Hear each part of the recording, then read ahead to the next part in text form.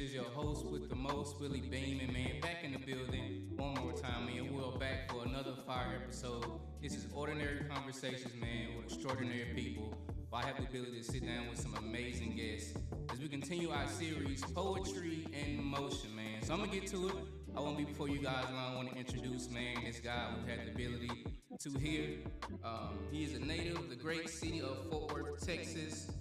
He's a Dunbar High School alumni, happily married, man, for 11 years, also with two beautiful children. He's a devoted Muslim, began his spoken word journey in 2014, became the Fort Worth Slam champion, man, in 2016. Ladies and gentlemen, our online community, man, y'all make some noise for my brother, Mr. Chris KNOWONE Bradford.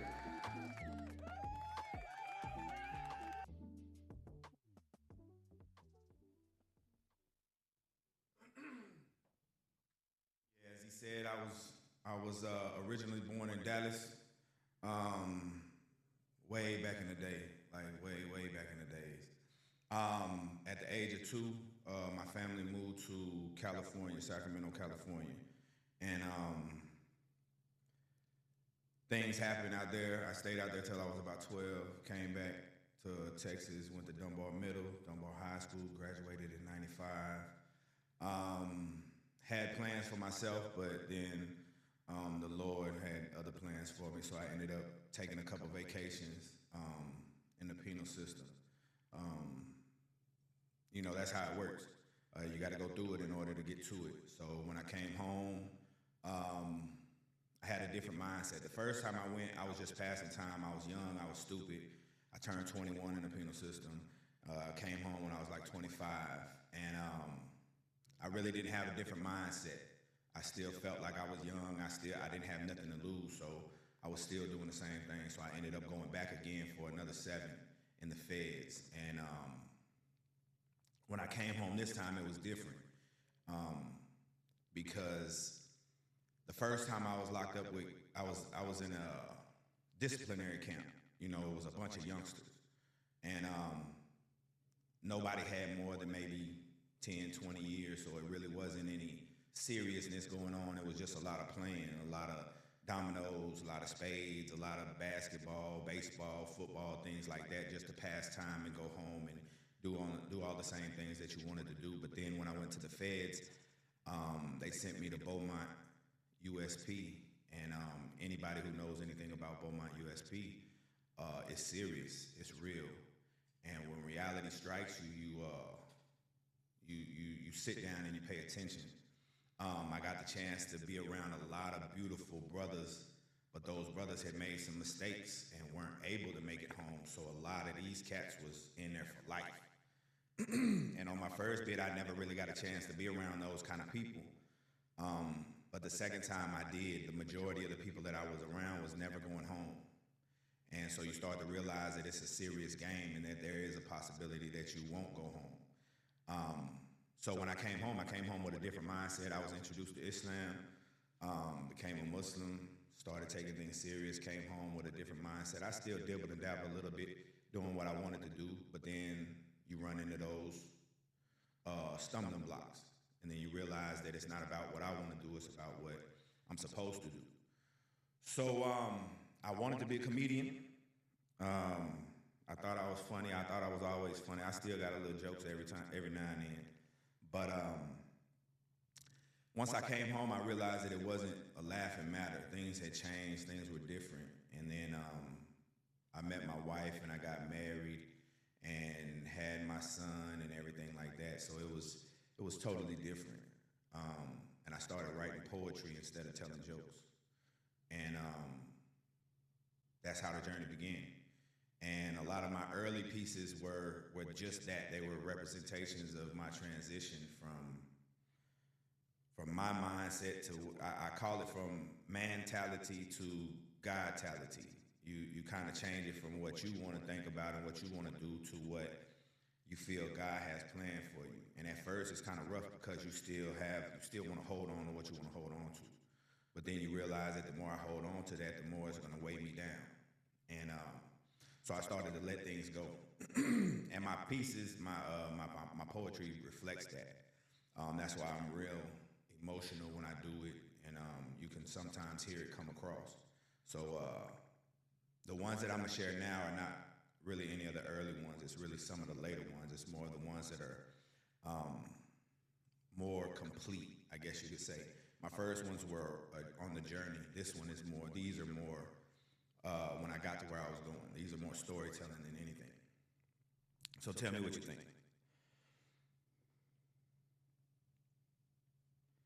Well, let me tell you this. The first one that I'm gonna do is very personal to me.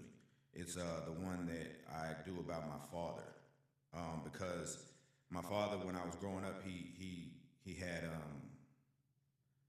renal failure when I was first born, when I was younger, and he ended up trying to have kidney transplants and ended up being paralyzed on his left side. So he always grew up with a slight limp on his left side. And I always knew him as that, but he was like Superman to me. So when I got locked up the first time, he went through some things and ended up almost dying. And then when I came home and went back the second time, he actually did pass away in 2016. He did actually pass away. I had just got the Beaumont. I was there maybe like 2-3 days, and they called me and told me that he had passed away. And I never did a piece. This was like one of my later pieces. But I finally got around to doing it, and this is what a reflection. So everything I say is actual factuals. It's no lies and no embellishments, so to say. So that's what the first one is about.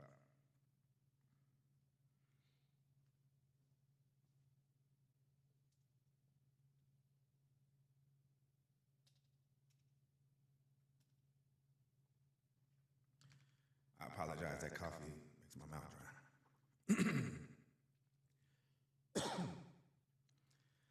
My father once asked me, "What if I'm not here when you come home?"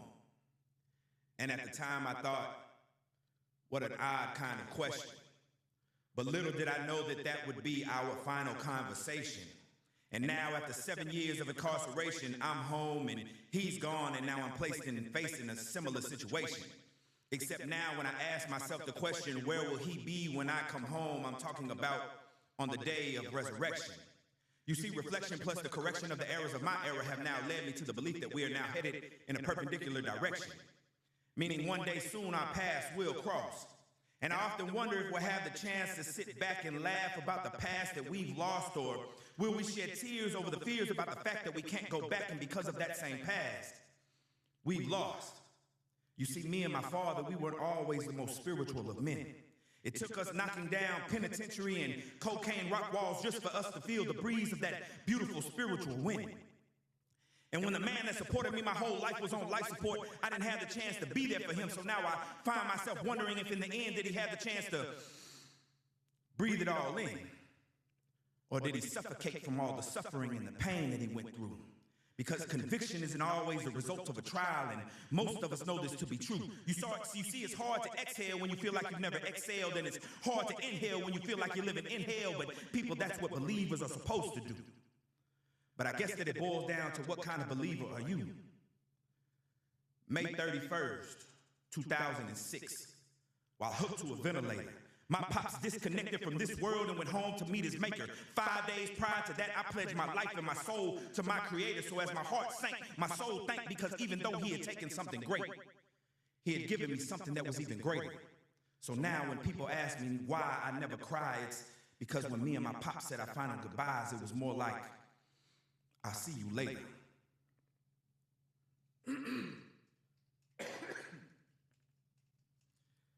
Yeah, that one hit home. That one touched a lot of parts of me. But as I said, it was cool. I was all right with it. Like I say, I never cried about losing because I don't really feel like I lost him. You know, he wasn't ever mine to begin with. And the things that he had went through when I was younger, I was always ready. Like I'm one of those that always believe that a gut punch really doesn't knock the wind out of you when you're prepared for it.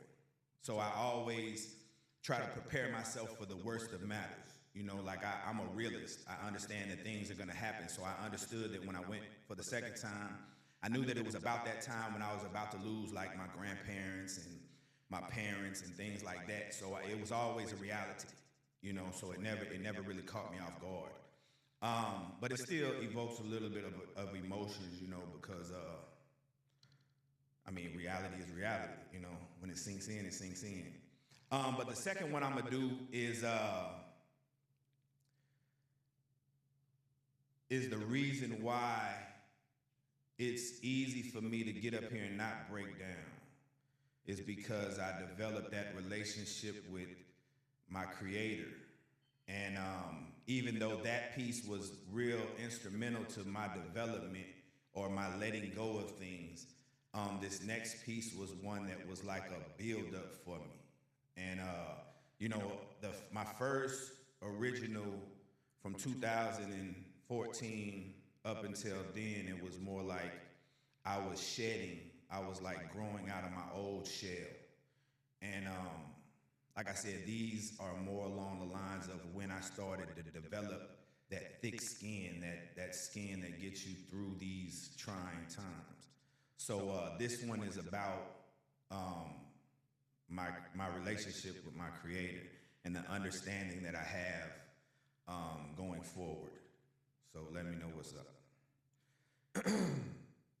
And as a Muslim, you know, a lot of times I run across Christians and some Jewish people and things like that. And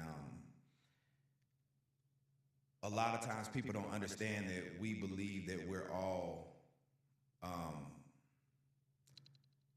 along the same steps. We come from the same steps. We all are supposed to be monotheists.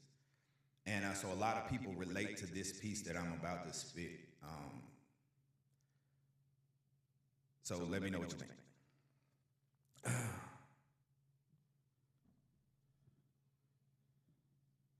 No, it's all right. God says he tests those whom he loves. I pray he continues to love me till my death. I pray he continues testing me and testing me and testing me until I have no questions left, until I can ingest knowledge and choke on lies and spit out truth with every breath. But you see, until love for what he loves and hate for what he hates is the only thing that's left within my chest. I know that I will constantly fight to love what's right because I was created with a heart that sits slightly to the left. But I'm okay with that because I always knew and always know that he knows exactly what is best. You see, he knew that it would only be a matter of time before I would open my eyes and finally realize that I needed to look deep down inside and pull out the divide so that my heart and my mind would collide and learn to work together in perfect harmony. Before I realized that this world was merely charming me and that for some reason I was allowing poverty to set off alarms in me, but now my flesh no longer has a say-so in what I say, so I now know that it's not what I was without, but what I was trying to keep within that was really the thing that was harming me. And the strength from lifting those heavy burdens and the endurance from enduring were really weapons in which he's been arming me. And that's love. Because sometimes it takes a long time for a man to understand that agreeance doesn't always equal allegiance. Sometimes love needs to be a little bit rough. Because in order to get rid of the hell in you, sometimes you got to get the hell whooped out of you. You know that love that makes you tough.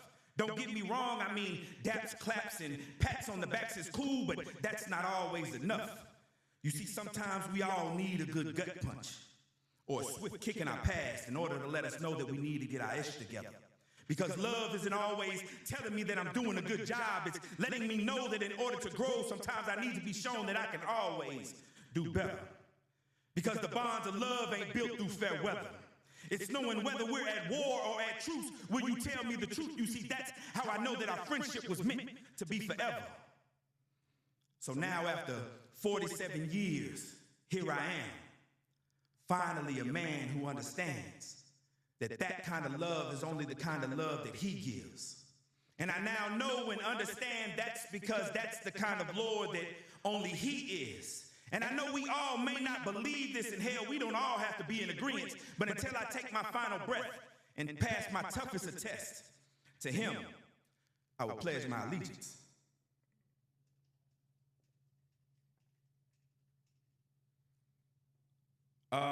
Yeah. This I know that I don't want to say a whole lot because I don't know what questions that Brother Willie has for me. You know, I can go on a tangent sometimes because I actually am like I guess you would say like a preacher in Islam. I give a lot of talks and things like that. I teach the kids, so but that shows you the plan that God has for you, because I started out doing spoken word poetry. And I got the ability to get up in front of people. I've always been, I guess you could say, charismatic, able to stand up and be firm in any situation. But to stand up and talk in front of strangers and new people and be able to do those types of things, I developed those through spoken word poetry. And it took me to a lot of places. And I saw a lot of things. And I realized that this industry is no different than any other industry. The devil is in the details. If you're not looking for it, then you definitely won't see it. But if you understand and know and you're cautious in your journey, you'll understand that he's in everything. He's been here for a long time. So some of my later pieces are more along the lines of advice. And that's what this one is. And in order to advise, you have to analyze some of the mistakes that you make. And that's one of the problems that we have as a world now. We don't want to face our own, I guess you could say, flaws and understand that we are weak. But that's part of growth. And a lot of us don't understand that because we feel like if I feel bad, then I just go to the doctor and he tells me, well, you're not supposed to feel bad, take this pill and it'll make you smile. But smiling isn't as good as crying. You know, a lot of times those crying is releasing toxins and getting rid of those things, so it's beneficial for you. So this last one that I'll do for you is more like an advice, but it's an analyzation of where we come from and where we're going to, and hopefully how we can grow as a community.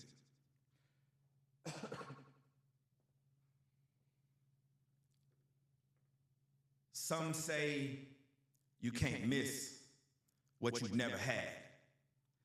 Tell that to the little boy who's never had a dad.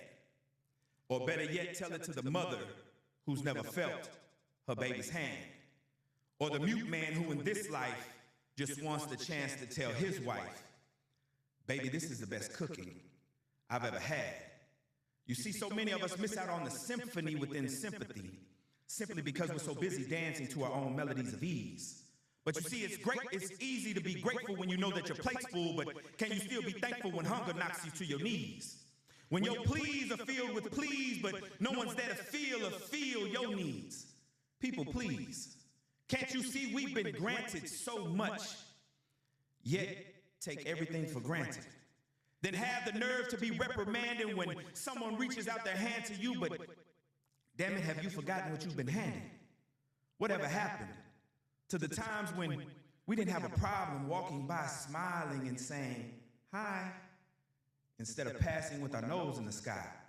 And if we've seen somebody with tears falling from their eyes, we sincerely ask the question, why you cry?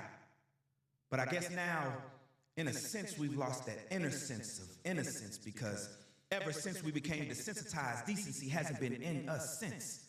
And for some reason, we stopped believing that it is careless to care less. And you see, it's this lack of sensitivity that just doesn't seem to make any sense to me, because how in the hell can we call ourselves a civilized civilization and not have some degree of civility? You cannot remove morals and expect morality. You cannot mix artificial and fake and expect to create some kind of virtual reality. And then they say that it has to be the Islam in me. Why?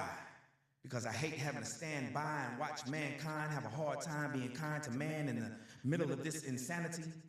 I tell you, it's really the insanity. And I apologize right now if you're having a hard time understanding me, but insan is just an Arabic term used to refer to the forgetfulness in man. You see, that's why I am the way that I am, because I too continue to get caught up in the continuity within insanity, because I continue to pray and continue to get up on this stage and continue to hope that one day the words I say may weigh so heavy upon the minds of man that it may make an impression upon humanity. And I used to think that that was a flaw in my personality until I was reminded that maybe it's just life's tragedy, because you would literally have to remove all of insan before you can even possibly begin to get rid of insanity. Thank you.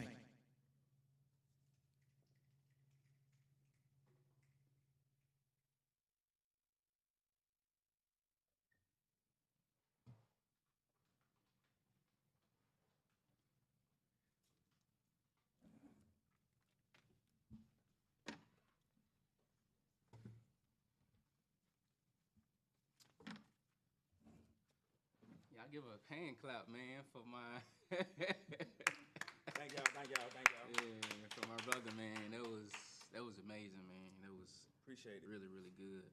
I kind of want to go forward in questions, and I kind of go backwards. Switch it up a little bit. Take us back to the day of you becoming the Fort Worth Slam champion in 2016, and how you felt in that particular moment. Oh man, it was unreal, man. It was one of those things like you never really understand it or never really think that it's gonna happen, because I never set out for that. That wasn't my intentions. My intentions was actually just to basically benefit myself and release what I had pent up inside of me that I really wanted to talk about.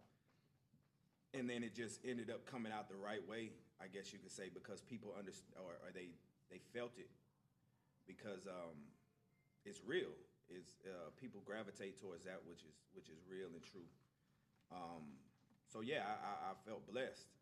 It was kind of like one of those things, and I realized later on that it was really a test. It was a test to see if I could keep my intentions sincere and pure. You know. Where you mentioned, going to the disciplinary camps and being in this place and being in that place.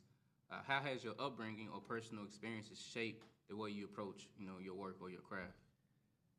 Now hold on, that was a two-part question. You said how did my upbringing, and then you used the penal system. I mean, so I guess you could say that it was all growth. But my younger years was definitely shaped to lead me to that. And I understand that now after I get older, and it's all a blessing. I wouldn't change anything that I went through in my life, but it was I was definitely geared in that direction to where I was ignorant enough to fall into the traps that were set for me. Wow. And but I understand that those were really just stepping stones in order for me to get to where I'm going. So, I mean, if that answers the question. Nah, it does. Because I tell people a lot of times that my first bid, I became a man, because I learned how to get away from the gang mentality and things like that, and understand, because I got locked up in Louisiana. Wow. So I didn't really know anybody. So it was different for me. So I had to stand on my own 2 feet. And and I figured out that was a test as well, and that was a blessing, because if I would have got locked up in Texas, then I would have knew a lot of people, and it would have just been the same thing. But me being able to stand on my own 2 feet made me realize that. And then when that the old saying, out of sight, out of mind. Yeah. So you think that those people that you were willing to do certain things for and do certain things with, when they leave you out there like that, it's really not what it was cracked up to be. You understand? So when I came home, I had a different mentality. I kept my circle small, and that ended up biting me in my butt too. But it is what it is. The second time I became a Muslim. When I went to the feds, I actually became Muslim. Okay, talk about that, man. Kind of elaborate that process and how that came about. Like I say, man, it's all a journey, and you realize that I was stepping in that direction way before I actually stepped into it, because like I said, I got locked up in Louisiana. In Louisiana, they're still, back in the days, you work in the field. So yeah, you work in the field. You're gonna get that Aggie in your hand, and you're gonna go out there in the woods and turn over some ground. So I got there, and it was summertime. So they put me in the field, and then I used to, before we leave out the gate, because they still do it like on life. They get on the horse, they have the gun line and all of that type of stuff. So when you go to the Sally Port, they call out your name, and you go through the Sally Port and line up. But then on Fridays, I realized that some guys were raising their hand and they were saying Juma. And I found out later on that Juma is the Friday service that they have in the afternoon for Muslims.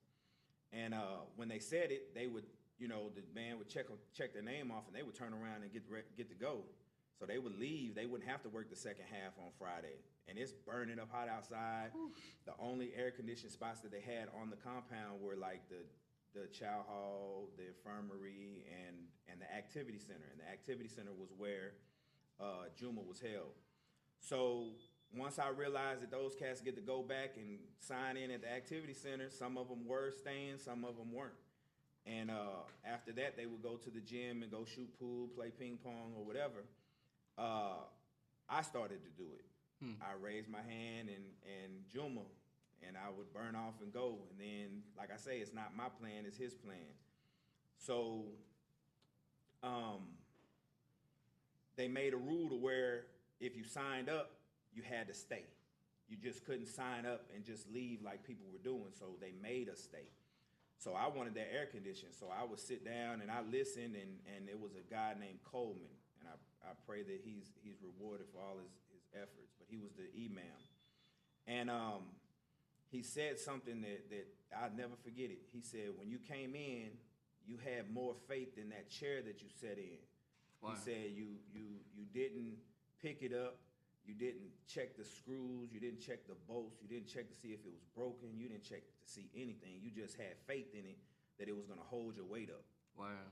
And I was like, wow, that's crazy. You know, we go around questioning, you know, you have more people that question faith and religion than they do the food that they eat from the fast food joints that they go to. They just pull up to the window, pay for it, and whatever they say goes. Whatever they give you is what you eat. But when it comes to faith and belief, you question every single thing that comes across your plate. So, you know, that made me think. So I started hanging around those cats, some of them. I really was still doing my thing. Yeah. And I started to see some of the characteristics, but I never became Muslim. And then the second time, I realized that this is what it is, and what it was supposed to be.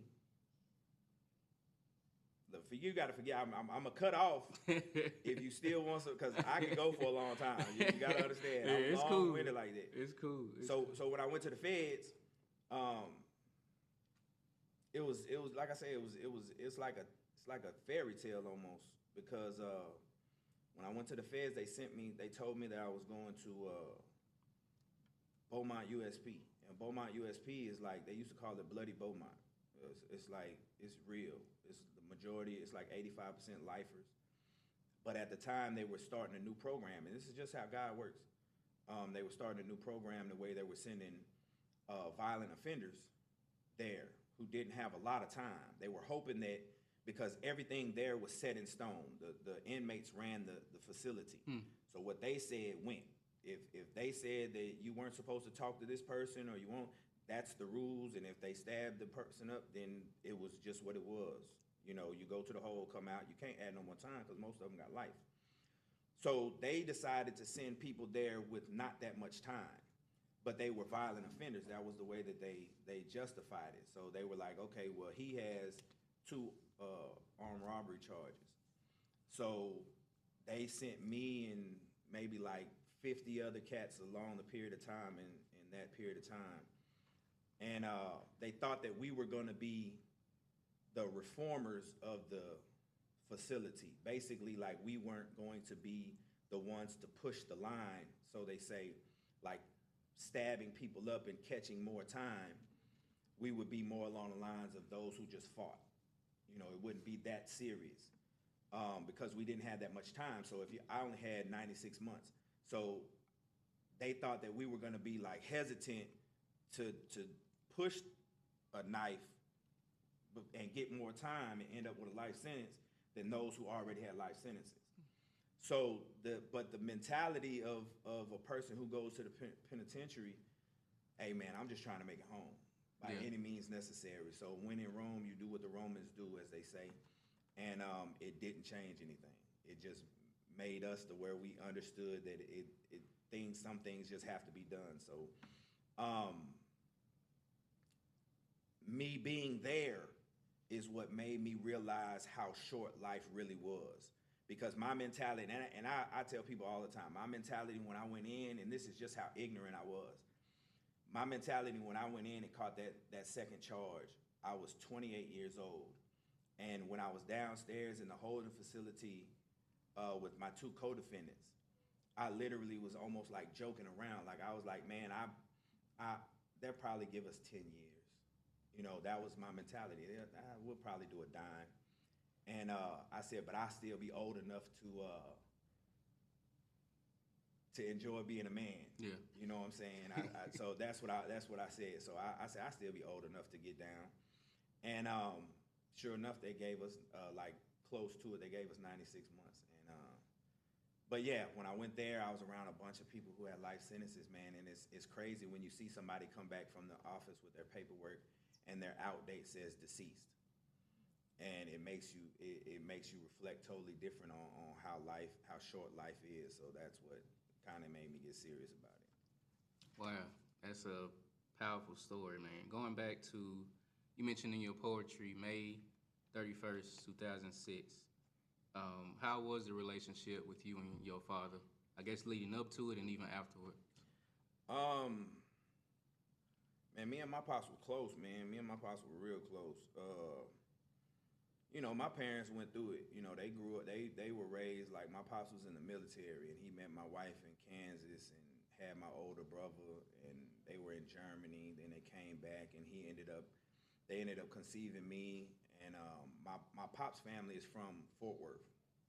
So like my grandmother and all of them were here in Fort Worth and my aunts and my uncles. But my mother's family was from California. They were in Sacramento. Her brothers and sisters and brother and sister were all in California, my grandparents and things like that. So when my pop started getting sick, he was discharged from the military, and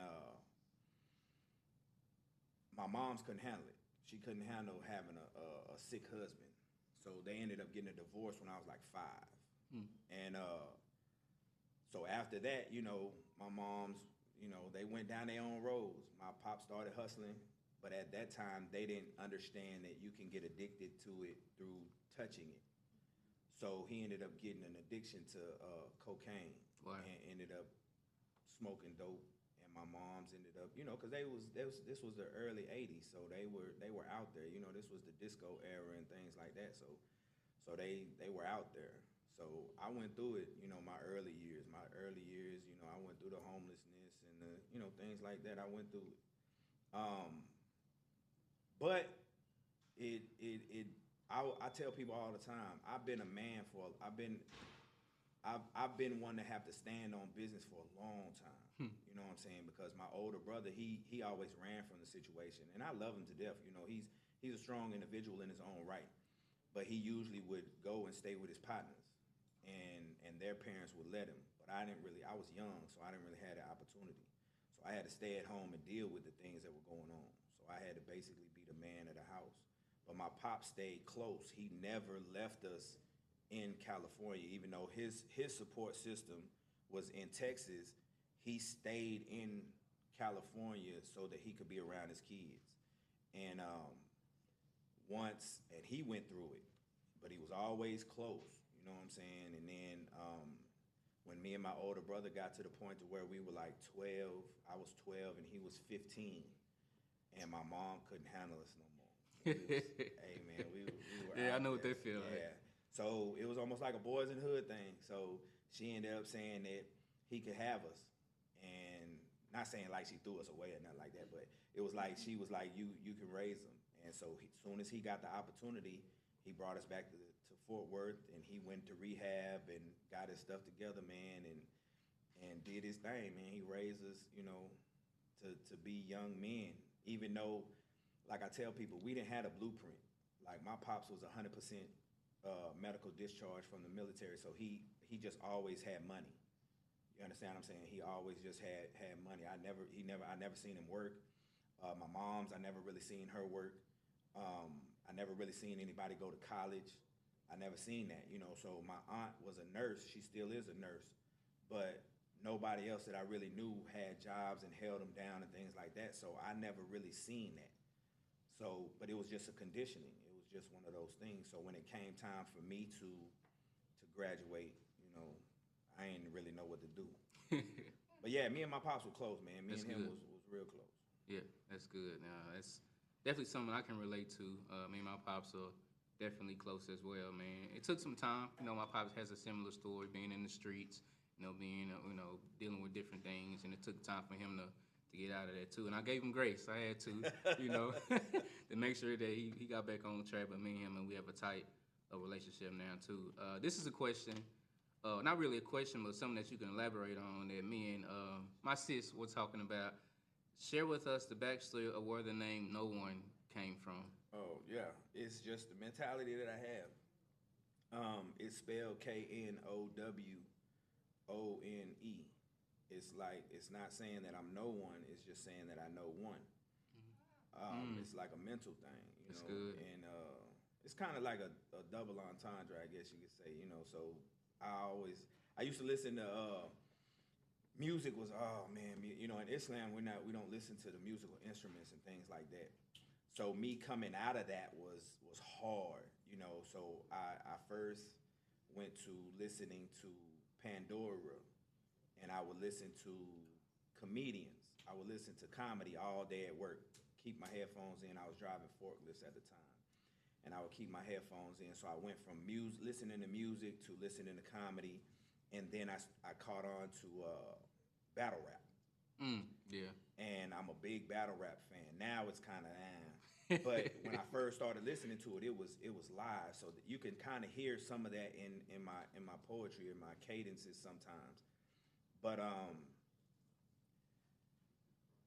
it was just the wordplay. That's all it was. I'm big on wordplay, man. Understanding what words mean and how you can, it's not what you say. Sometimes it's the inflection in which you say it that can change the whole meaning. Like I saw a woman that gave a talk one time, and she said, she drew up on the board and it said, a woman without her man is nothing. And that's what it said on the board. She was in a room with a bunch of women. And the women were like, what is that? Because if you look at it, it just says a woman without her man is nothing. And then she put some, what do they call them? The punctuation marks. Mm-hmm. She put some in there, and eventually it ended up reading a woman, colon, without her, comma, man is nothing. And it changed the whole concept of the term that she had put on the board. It was basically saying without a woman, a man is nothing. But when you first put it up there, it means something totally different. Wow. You mentioned the wordplay and the battle rap and working on your craft. So I know you mentioned starting poetry in 2014. Were there any specific books, workshops, or events that help you become confident in your wordplay? Man, I gotta tip my hat, man, because I met you guys through Mike Guinn. Yes. And I gotta give him props. Shout out to Mike. Shout out to Mike Guinn, man. Mike. Salute, bro.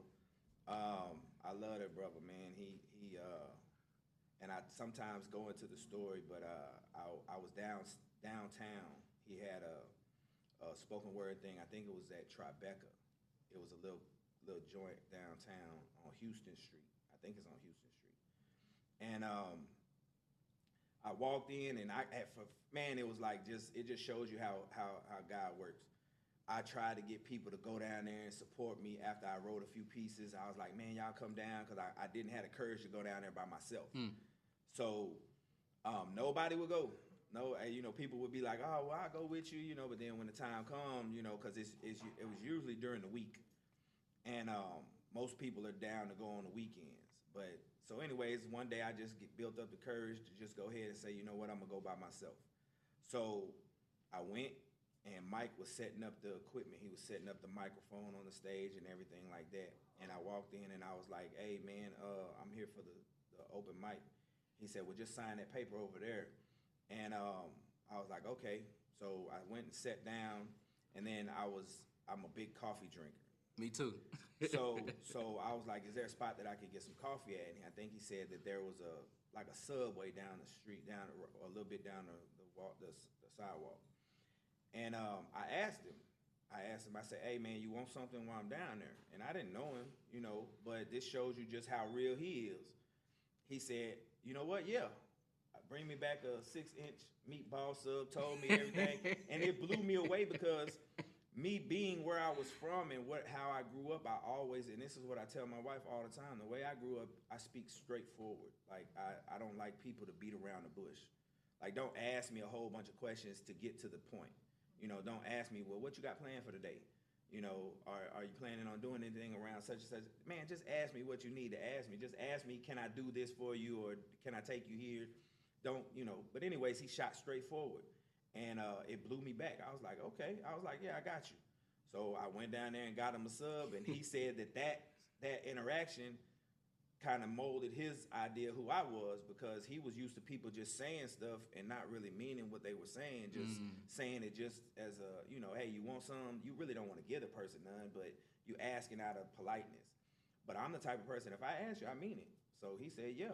So I brought him back a sandwich, and he took a liking to me. So I started going on a weekly basis, man. And then one day, I used to have an issue with, I would never look out in the audience.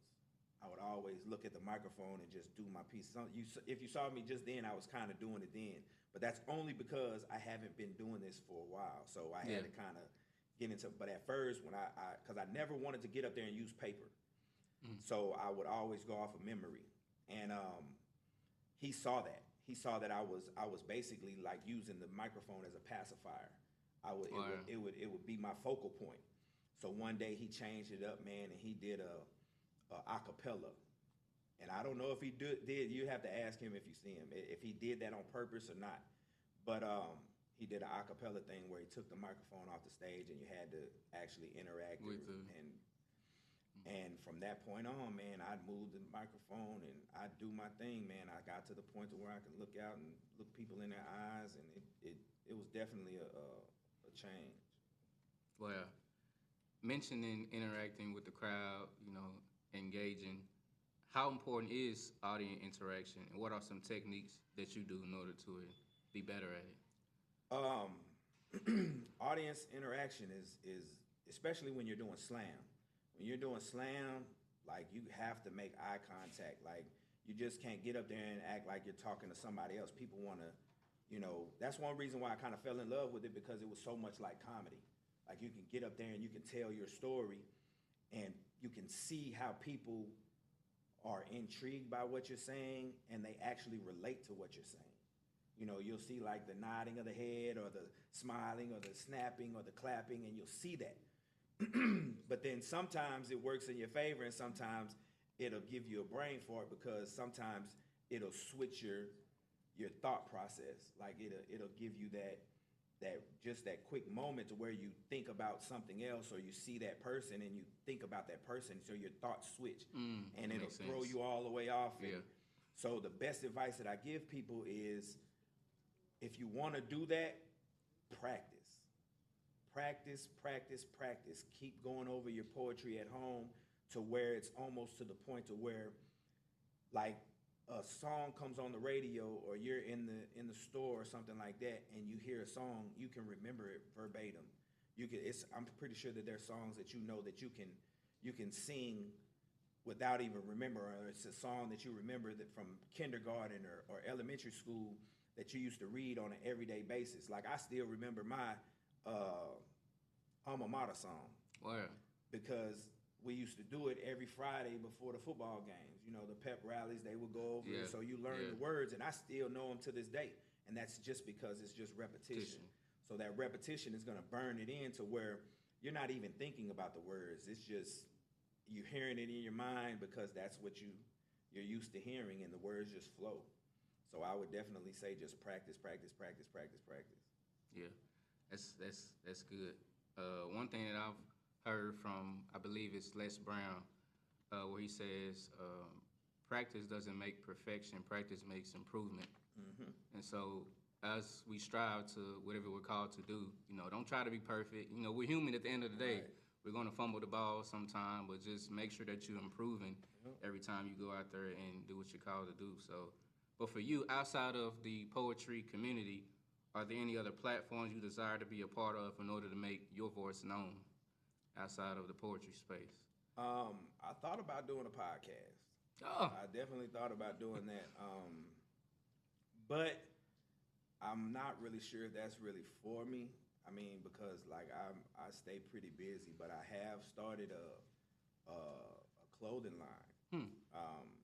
But I haven't launched it yet. I'm supposed to launch it. That was one of the reasons why I was kind of like right on time when I came, because I was trying to get something together, but it didn't come into fruition. But I'm supposed to launch it because I'm actually supposed to be getting ready to go Sunday. I'm going to New York, and I'm actually supposed to be going to Umrah, which is like the pilgrimage to Mecca. I'm supposed to be going over there and doing that for like 9 days on the 17th. So I don't want to launch it until I come back. So when I come back, most likely it'll start like in December, like the beginning of December, I'll launch it. But it's called Mission is Submission. Mission is Submission. And just sometime in December, if you're online, just go look at the website and everything like that. It should be up and running. I'm putting it on Shopify, and it'll have an Instagram page and Facebook and all of that type of stuff. So if you're not doing nothing and you remember, just look online for Mission is Submission in December, and we should have some things. Okay, that's exciting to know, man. I definitely want to support. Yeah. Let us know when it's up and running, man. I definitely want to support the merch. I always like to support, black brands and black businesses. Right So let's make a switch. Share with us your journey into fatherhood and what it has been raising your son and your daughter.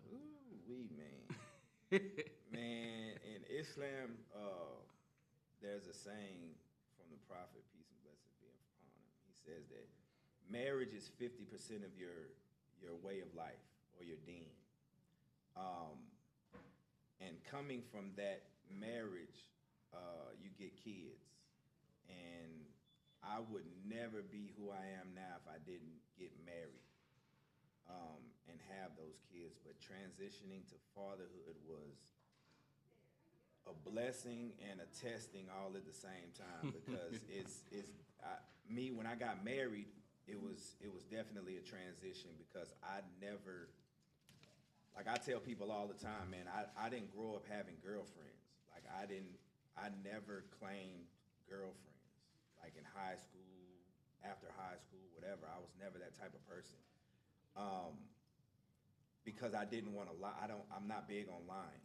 I don't want to play the role. If you want to deal with me, then we can deal with each other and enjoy each other's company and things like that, but we're not going to put any fake labels on it or anything like that. I'm not going to lie to you.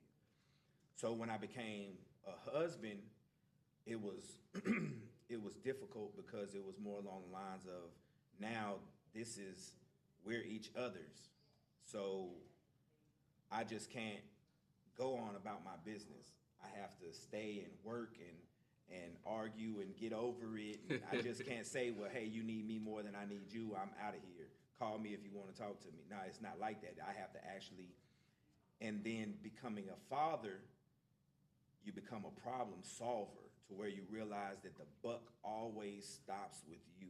Like I tell people all the time, like I have moments in my life to where and a lot of us don't really have that, but when I was growing up, aunties and grandmothers, like birthday parties, Christmas, Thanksgiving, and things like that, they were always thrown by some older person in the family. Family reunions, all of that type of stuff. As the young cousin or nephew, all I had to do was show up. Yeah. I could be out in the streets and, hey, 7 o'clock is supposed to be dinner over here, so I'm just gonna pull up, me and maybe a couple partners or whatever, pull up, go get something to eat, and then I could leave. I didn't have to clean up. I didn't have to do nothing. But then as you grow older, you have those moments to where you realize, like I had a friend that, like I didn't have my first child till I was 40. And, but I had a friend before I caught my federal charge, and he had 2 daughters, and they came to visit him in the summertime. And at that time I was staying in San Antonio for a little while. And they had birthdays during the summer. And we had to be the ones to actually facilitate these birthdays. Yeah. And when I did that, it changed something in me. Like it gave me that understanding that this is what manhood is. It's not the bravado and being able to fight and being able to do things like that. It's actually being able to take care of not only yourself, but being able to take care and give to somebody else. So when I came home, that was always in the back of my mind. So when I got married, my wife actually had 2 sons already. Wow. So I became a stepfather before I became a father. And that was a test in itself, you know, not being their father, but still being responsible for them. And then I had my own. And that was something, that was like a step up. You know, that was like totally different. But understanding that no matter what, if I don't give it, then they're not gonna get it. You understand what I'm saying? Yeah. Like understanding that, but then you take a step further into my journey into Islam, understanding that it doesn't come from me anyway. If I die right now and don't go home today, they're still gonna eat tonight. So it's not really me. But I'm entrusted with that responsibility to make sure that they get clothes and food. Yeah. We call it an amana in Islam. It's a trust. It's a trust that was given to me, and I take it very serious. So, you know, it's just understanding that comes from being a father and a parent. Yeah. You mentioned, as you were talking, you mentioned problem solving and having the ability to, you know, solve problems considering you have a daughter and a son. I'm pretty sure you deal with them differently because they have 2 different personalities. So for you, how do you handle conflict resolution in regard to, you know, your parents and staff? My wife says I'm soft. Wow. Yeah, my wife says I'm soft. And to an extent I am, because in certain aspects, I'm if it boils down to right and wrong. Like, I understand that there's a difference between right and good. There's a difference between wrong and bad. Good and bad is an opinionated term. They're opinionated terms. So my child may see something as good, but it's not right. And in those instances, I have to be staunch. I have to be 10 toes down. No, that's not going to happen. But if it's something that I don't really see as wrong, then a lot of times it's hard for me to say no. And as parents, you know that when they learn that, then they know how to come to you and what things to come to you about. So if I don't have a reason to really say no, it's hard for me to say no. So, but in those moments when it's right and wrong, I'm on it. But when it's good and bad versus, you know, I'm one of those ones a lot of times I refer it back to the mom. Like, my daughter will come to me and ask for a sucker, and I'll be like, go ask your mama. And she'll be like, well, why are you sending her to me? Because you know I'm going to say yeah, because I don't have no reason to say no. But you're the one that fixes the dinner and things like that and the food and things like that. So you're going to be the one that has more information on that. So, wow. Yeah, that's good. I do want to get to this question here. Knowing that you graduated from Dunbar High School, how important do you think getting an education is in today's society? Some people are going to agree, some people aren't. Excuse me. Education, as far as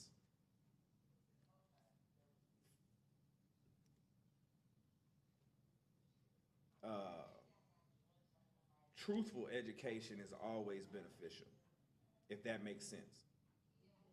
I'm not an advocate of the so-called higher learning. I'm not one that wants my kids to go to college. But as far as elementary school, the fundamentals, I'm definitely an advocate of that, because that's when you learn the arithmetic or the mathematics, and everything is everything is factual. 2 + 2 is 4. A, B, C, D, you know what letters come afterwards, and it doesn't change. It's something that's truthful and factual. But then once you get to the point to where you start adding variables and things like that, and you have to have certain formulas in order to find the resolution for it, then that's when the transition to being dependent on somebody else is starting to be formulated inside of the child, if that makes sense. And I don't want my child to be that type of person. I want him to be able to understand that there's always going to be variables, but you work with proofs and evidences, if that makes sense. And you don't really, because college and the universities, they don't teach you anything. They basically open your mind to possibilities. That's why you have a lot of philosophy, a lot of theologies, a lot of psychologies and things like that, because they're teaching you to open your mind to the possibilities of other things. So, and you can ask anybody that's been to college, a lot of times when you first get there, they'll tell you whatever you learned before, throw that out the window. Open your mind to what could happen. And in Islam, understanding that there is a truth. And you opening one of the biggest weapons of of the devil or Satan or whatever you want to call him is options. Is having options. Like if you ever remember off of Good Times when they had that guy, I think his name was Lenny. He used to come and he used to have that big old coat and he would come up and he would, whatever you need, I got it. And that's the devil's biggest asset, is to be able to come to you and say, hey, it doesn't matter what anybody, there's always a way out. There's always another option to do it. But when you understand what I said, like I said before, what's right and what's wrong, then you understand that even though it may not feel good, maybe I may not see it as something that's beneficial, I need to walk over these hot rocks because that's the right way to go. You understand what I'm saying? Yeah, and so in those opportunities, I'm supposed to not worry about the other options because that's what's going to be beautified. It's going to be a gold road over here and a silver road over here, and I have the option to go that way. But when I understand what I'm supposed to do, the factual actuals, the proofs and the evidences is I'm supposed to stay on these hot rocks. So I want my son to be able to understand that that's what you're supposed to work on, is the proofs and evidences. Well, that's good, man. That's good. Well, we're going to put a rapper. Before I pause, any questions from the audience? No. First, I have a question. You spoke earlier about being a teacher. Yes. Are you an imam? And if Yes, you are, I was. okay. I was for about maybe 7 years. I was an imam over there in I guess you could call it Meadowbrook, but over there in Woodhaven. There's a small musalla over there. And I was an imam for about 7 years, and then I stepped down. But it's definitely, and I did kids classes and things like that. But the day and time that we're living in right now, man, it's hard to teach right, because a lot of people want what they feel is good. They want they don't want that penicillin. They want that cherry flavored. They want the Kool-Aid. Jim Jones. They want the Kool-Aid. All the sugar. So when you speak truth and a lot of times the biggest downfall of mankind is the questioning of their leaders. And there's a difference between asking a question and questioning. Asking a question is seeking knowledge. Seeking knowledge is never a problem. But when you have a leader and he makes a decision, and as long as that decision is correct, and it doesn't matter how you feel about it. And that's one of our biggest problems when it comes to faith. We want to go with what makes us feel good rather than what is right. We want to have a say-so in what it is that we do and how we do it and things like that, but I didn't create myself. So there's a criteria that was given to us along the way. God sent messengers and prophets through time, and they were supposed to be followed. But after they left, it usually gets to the point to where it's like, well, give it to me and let me sift through it, and I'll tell you what sits well with me and what doesn't sit well, and what I'm cool with going along with and what I'm not cool with going along with. Yeah. Then it becomes a democracy, and it becomes the majority rules, and before long you have people making decisions that are just fun. That's good. Because each generation takes out the hard part. My follow-up question is, what are you doing or what are your plans to help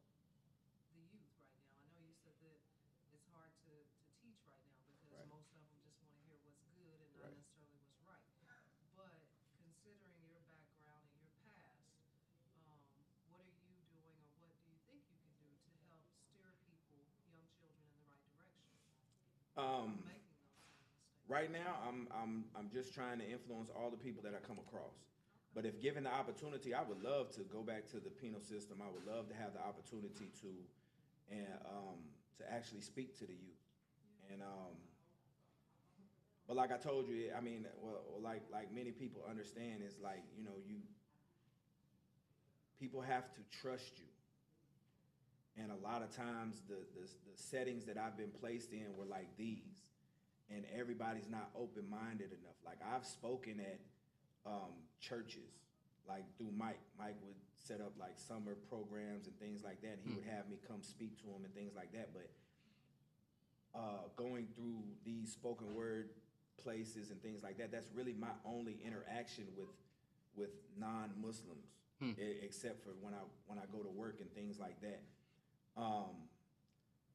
So if I was given the opportunity, I would love to speak. So if you know anybody who needs a speaker, I'm open to it. I would love to, and I try to keep it like I did now. I don't try to. I'm not really big on bashing any other thing because everybody has their thing. Yeah, it's true. And we all are on different steps in our journey. And when you understand that, it's easy to help somebody along because you don't judge. I don't judge anybody for what they do. I just know that I was at a certain point at one point in time, and if I can help you while you're at that step, then I will. Of course, you know that we have a great partnership and fellowship with Mike Gwynn. We love him. Right. Yes, yes. He brought us you. He brought us so many other talented poets and spoken word artists. Have you ever thought about teaching workshops? I have. Mike has set me up. Mike is always I feel like sometimes he's disappointed in me. Not saying like, you know, we're beefing or nothing like that, but I always feel like he's disappointed in me to a certain extent because he has always looked at me like a little brother. And it's like when you see your little brother, he has potential to do things. And he always encourages me to do those types of things. Like he tried to get me to do acting, and he sets me up for like workshops. Like there's over there on Rosedale, they have a new, not the Jubilee Theater, it's a school. It's a, what do they call that? The Performing Arts. It's a performing arts school over there that they just opened up recently. And he had me and a couple other poets go over there and hold workshops for some of the kids before they actually opened it up. And like I said, I've taught summer camps at churches and things like that through Mike. And he tried to get me to do my own, you know, promotion of myself as a speaker. But me being a father comes first. It's like I tell my wife all the time, you know, my wife is always hard on me because she says I don't do nothing for myself. Like I see myself as you know, in Islam we understand that the best leader is the best servant to his people. So things that I feel like I want to do, it's hard for me to do them when I feel like I have other jobs to do. So if it wasn't like set up, like if this was just an opportunity that was here, like if you guys said, well, hey, if you have the opportunity, just swing through the podcast and sit down, it would have been hard for me to make it because I would have felt like I had something else to do. Like, to be honest with you, I hope nobody's watching, but I really had to go to work today. But I called off because this was something that I had taken on as a responsibility, and it was something that I had to do. So I took it very serious. But most circumstances is like, you know, I would love to go to spoken word events and things like that, but to me, that's not my job. My job is to make sure my household is in order and make sure my kids are taken care of. They would have been here if they weren't asleep, you know. And my son has to go to school, but they would have been here with me. I'll leave it for somebody else if anybody else has questions, but I'll just add this. As you know, nothing happens without chance or without reason. So while you may have other obligations, what we hope that we're doing in this atmosphere is opening up doors, and not just for people like you, but for our benefit as Right. well. We hope that we are giving something to the community, and at the same time that the community responds, and that it opens up an opportunity. So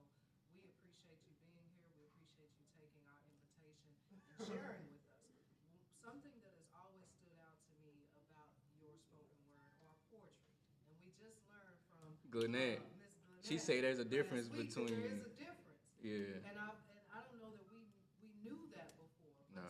something that always stands out to me with you is that you deliver with such conviction that you know it's real. Like Willie and I were talking before we started about whether or not you would need the table, and then we both remember he never has anything. Like, it's all in here. All in the It's mind. all in here. So we appreciate you sharing your gift with us, and we hope that the people watching in person, online, that it furthers from here. And Mike Gwynn, of course, is a catalyst for everything in this poetry, spoken word. Salute, big bro. Yeah. Yeah. love you, Mike. Salute, Mike. We love you, man. We love you. Questions? Anybody else? I just stepped in the library, so what I wanted to say was, I was coming to get a copy. I wanted to tell you, God bless you. Thank you. God bless you because of what you're doing. Because I was asking Miss Jackie up in the front. I said, who is that? I said, all I seen was the microphone. I mean the box. And I said, we need a class. I can go out there and swing some signs and get some men to come in here and find out what their responsibility is. Because that's what it is. That's all you're saying. Now you're starting to imitate what's already inside of you. And because you already have the goals, you already have the wits, the tools to do it, because everything is already built inside. And the responsibility is you giving it back out to the community.